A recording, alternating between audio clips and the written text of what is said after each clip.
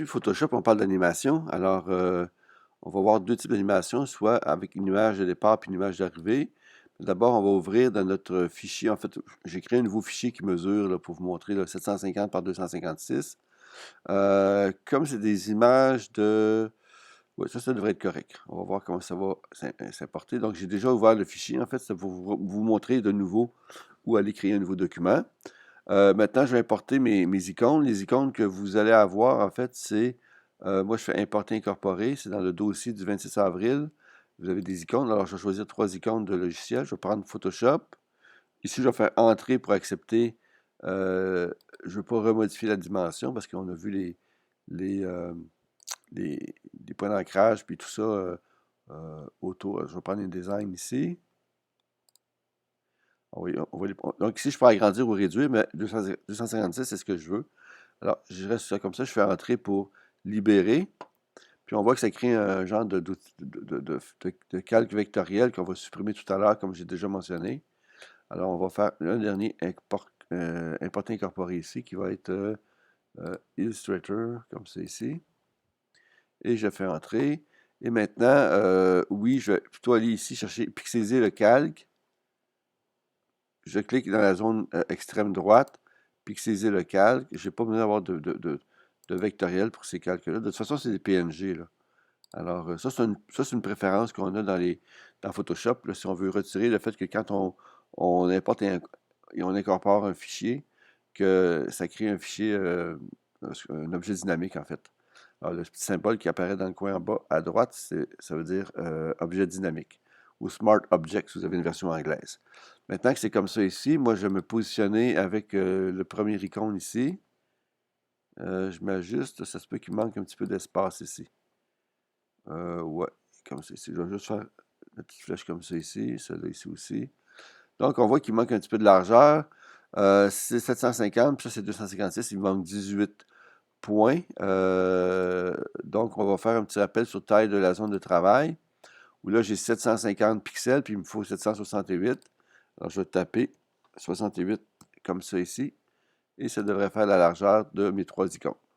Maintenant, pour les animations, j'ai trois niveaux, en fait, deux possibilités par rapport aux animations. On va aller chercher le panneau montage ici. Là, c'est important parce que vous avez le choix. Il faut cliquer sur la petite flèche qui est ici au préalable pour choisir si c'est une création d'image, en fait, créer une animation d'image ou encore créer un montage vidéo. Nous, c'est une animation d'image. Et là, on clique sur le bouton, on est parti. Le concept d'animation, c'est de soit de créer une image de départ, créer une image d'arrivée, ou créer des images, en fait des animations avec des images qui vont être des intermédiaires. Je dis image parce que c'est vraiment du image par image, puis quand on va exporter notre GIF, on va voir que c'est des images qui sont l'une derrière l'autre qui fait l'animation. OK?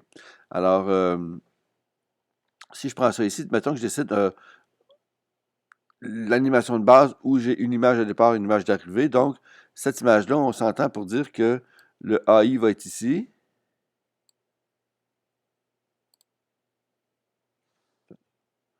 Comme ça ici, je vais prendre ici l'icône de... Je vais prendre les flèches du clavier avec la touche majuscule pour être un peu plus rapide. Comme ça ici. Ah, le blanc n'est pas complet ici. Donc, ah oui, parce que j'ai du mauve derrière. Voyez-vous ici, là? J'ai du mauve ici. Alors, il m'a fait du mauve ici. Donc, je vais remplir le fond à nouveau de blanc de cette façon-là. Je vais prendre le blanc ici, m'assurer que c'est bien du blanc ici. Comme ça ici. Alors, c'est bien du blanc maintenant. Et voilà. Si je prends la... Là, je vais placer ça comme ça ici. Donc, l'icône de...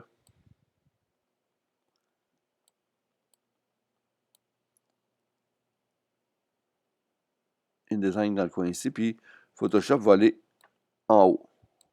Alors, ça, c'est l'image de départ. Et maintenant, ce que je vais faire, c'est que je vais créer une imagette ici. Alors, qu'est-ce que j'ai comme icône ici? Alors, ça, si je clique ici, je redeviens en mode clip vidéo. Donc, je ne touche pas à ça. Toujours, c'est la quantité de lecture du GIF au niveau d'animation. Une fois, trois fois ou toujours. Après, j'ai les boutons pour avancer, reculer, jouer, puis tout ça. Arrêt si jamais je clique sur le bouton play ici, le bouton jouer. Alors, ici, j'ai mes options de trajectoire pour créer justement les effets d'animation. Le plus que je vais cliquer ici pour pouvoir maintenant modifier chacune des images. Si je prends ça ici.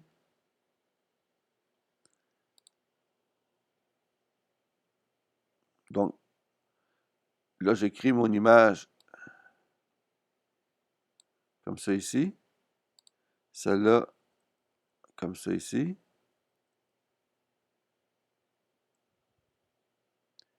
Comme ça, ici.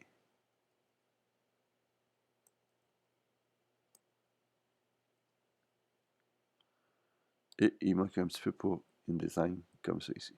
Alors donc ici, si je remarque bien, j'ai bien ici une image de départ où on a déplacé nos éléments, nos trois calques en fait. Ici le résultat. Alors maintenant, il me suffit de sélectionner les deux icônes et de cliquer sur le bouton trajectoire. Là, de pouvoir dire, OK, c'est tous les calques, position, opacité, effet. Je dis OK là-dessus. Par défaut, je reviens en arrière juste pour vous montrer, pour être sûr que j'ai mis image à ajouter, j'ai mis 5. Quand on teste, on fait 5. À 5, ça ne fait pas trop d'espace parce que si je remplis ça, en fait, ça fait beaucoup d'images. Puis si je veux faire une animation normale, comme exemple, si je mettais 24 au lieu de 5, j'aurais vraiment comme 24 images secondes comme le cinéma, donc ce serait beaucoup plus fluide. Là, ici, ça va paraître un peu plus saccadé si je joue.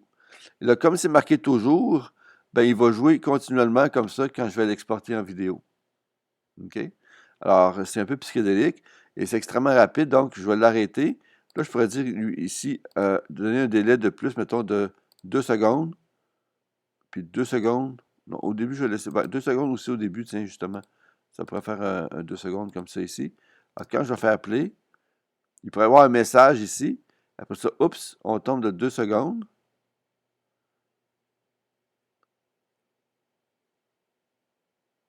Alors, voyez-vous que c'est moins énervant, OK? Parce que j'ai mis un temps d'arrêt au début, puis un temps d'arrêt à la fin, qui fait un total de 4 secondes par rapport à fin, début, début, fin. Ça, c'est le premier type d'animation. Maintenant, si je veux que tranquillement, il y a quelque chose qui disparaît, étape par étape, donc ça, c'est la seconde façon. Donc là, j'ai voulu, dans une étape de départ et d'arrivée, d'avoir ça ici. Maintenant, je veux que chacune des images, des icônes disparaissent à chacun son tour. Alors, je vais cliquer ici comme ça. Et là, je vais cliquer sur le bouton Nouvelle icône. En fait, une nouvelle page d'animation comme ça ici. Et là, ici, pour Photoshop, je vais le faire disparaître le fond à 0%. OK. Et là, je vais prendre les deux imagettes que je vais sélectionner. Et là, je vais lui dire ici une petite trajectoire. Admettons que je marque 10 ici. OK. Ce qui va se passer, c'est que rendu ici, quand on va jouer l'animation, bon, puis là, qu'est-ce qui vient de se passer? C'est que comme j'avais 2 secondes sur le dernier, bien, le 2 secondes, c'est créé partout ici. Donc, on veut 2 secondes d'arrêt ici. Ça, c'est correct. C'est ce qu'on voulait ici. Par contre, pour le reste, on ne veut pas ça nécessairement. Donc, on va sélectionner l'ensemble en faisant clic majuscule, clic, la touche majuscule du clavier. Puis là, je vais mettre ça à sans délai. Maintenant, ici, je vais mettre un délai ici. En fait, je vais pouvoir jouer sur les délais après. En fait, là, je vais juste faire les animations. Donc là, de la dernière imagette ici, je vais la dupliquer en cliquant le plus. Là, ça va être, disons, ouais, une des angles qui disparaît à 0, comme ça ici. Et, encore là, je sélectionne mes deux dernières imagettes. Je vais pouvoir lui indiquer ici, dans ma trajectoire, 10. Je ne changerai rien, ça va être pareil ici, comme ça. Puis la dernière image qui va faire que ça permet de revenir au tout début où il n'y avait rien. Là, je vais dire OK, parfait comme ça. Alors, duplique cette imagette-là. Puis maintenant, ici, ça va être à 0 pour l'image, en fait, pour l'icône de Adobe Illustrator, comme ça ici. Là, je vais faire aussi 10 de cette façon-là. Comme ça ici. Donc là, ça se perd. Puis là, voyez-vous, j'ai ici un élément pour naviguer en dessous. J'ai comme un curseur. En fait, une bande de défilement. Alors maintenant, je sais qu'ici, si je fais ça comme ça, bon, ici, on voit que c'est là que ça commence à diminuer. Donc, ici, lui, il est à 2 secondes. Là, ici, lui, il est à 0. Ici, maintenant. Non, pas encore. Ici. Donc, lui, il va être à 2 secondes. Comme ça, ici, pour un délai. Puis là, je viens voir ça ici. Ça, c'est le délai. Ouais, ça, c'est bon. Comme ça, comme ça. Donc, ça va être comme ça ici. Parfait. Donc, ici, je vais faire un délai de 2 secondes. Puis ici, la même chose, délai de 2 secondes. Comme ça ici. Alors, si maintenant je joue,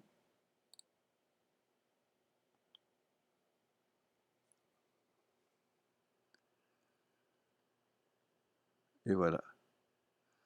Donc, ici, on a deux types d'animation, départ, arrivée, et ou mise à l'étape pour finaliser, ou carrément faire des mises à l'étape au début de l'animation pour se faire. Alors voilà, c'est un peu le concept des animations. Quand ça c'est fait, OK, parce que là, c'est pas tout, là,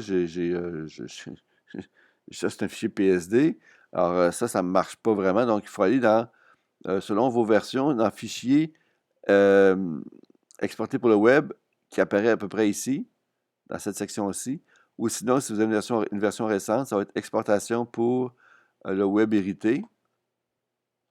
Et là, vous n'avez pas le choix de choisir le GIF. On voit ici que c'est 256 couleurs. On voit ici l'aperçu couleur du moniteur. Ça, c'est bon. Métadonnées, je veux tout. On sait c'est quoi des métadonnées maintenant. Alors, je vois les couleurs qui vont être prises par rapport à mes fichiers et que ça va être un document qui pèse 188K, ce qui est quand même pas si mal. Quand ça c'est prêt, je peux même tester mon animation ici. Donc, ça marche très bien. Donc, je peux l'arrêter. Puis, on voit la dimension ici. Si je veux, exemple, si je voulais avoir une version plus petite, ben, je pourrais revenir ici, réduire ça ici, puis faire une version à 350 par, mettons que je tape 350 ici. 350 par 117. Okay, donc, nous, ici, on a 768, comme ça ici. Donc, maintenant, on est prêt. Alors, on peut toujours vérifier l'animation en choisissant ici un navigateur, juste ici. OK? Alors, je vais chercher un navigateur dans le dossier Application. Je vais choisir Safari. Comme ça ici. Là, il va me montrer l'animation telle qu'elle avec mes codes HTML. Si jamais j'ai besoin de ces codes-là, je peux les avoir ici. OK? Donc, ça sert, c'est utile d'avoir les navigateurs qui apparaissent ici. L'équivalent d'aperçu, en fait, on peut cliquer aperçu aussi, ça va être la même chose. Puis il va prendre le dernier navigateur sélectionné. Maintenant, quand ça c'est fait, bon, c'est sûr que j'ai pas à tester, bon, parce que là, on est dans Photoshop, la section fichier enregistré pour le web hérité. Là, je n'ai pas fait de test de vérification parce que je sais que moi, c'est un GIF que ça me prend. Couleur sélective sans tramage. Transparence, je pourrais décocher ça. En fait, ça peut-tu alléger?